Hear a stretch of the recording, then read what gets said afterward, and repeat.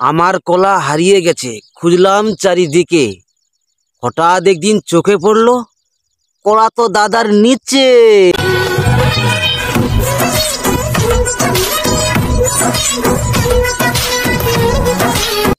দাদার চুলকনি মাথায় উঠে গেছে, তাই জাঙ্গিয়া পরে ড্যান্স করছে। জাঙ্গিয়া পরে নিজেকে কি প্রমাণ করতে চাও? তুমি একটা পানুখোর?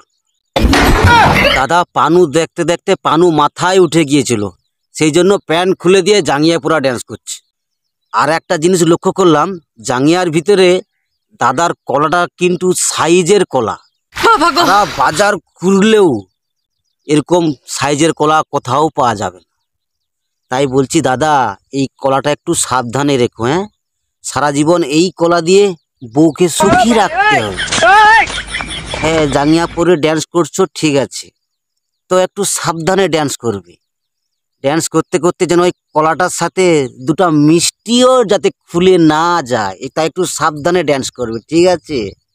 তা দাদা একটা কথা বলে রাখছি, জাঙ্গিয়া পরে কলা নাড়িয়ে ড্যান্স করছো করো ঠিক আছে, কিন্তু তোমার ওই কলার দাম কেউ দিতে পারবে না। এতই যদি ভিউ বাড়ানোর ইচ্ছা, তাহলে জাঙ্গিয়াটাই খুলে দাও। ও জাঙ্গিয়াটা রেখে কি লাভ? কমসে কম আমরা তোমার কলাটা দেখতে পাবো, মনটা একটু শান্তি হবে। কলাটার একটু কি রংটা দেখতে পারবো, কলাটার সাইজ দেখতে পারবো। জাঙ্গিয়া খুলে ড্যান্স করলে একটু ভালো হতো, কলাটা একটু দেখালে আরও ভালো হতো। আর ভিউজ তো পুরো মিলিয়ন মিলিয়ন ভিউজ হয়ে গেল। ভিডিও শেষে একটা কথা বলে রাখছি, শালা তোদের জন্যই শালা বাপ মাকে আমি ফোন দিতে পারি না, ফোন ঘাঁটতে দিতে পারি না।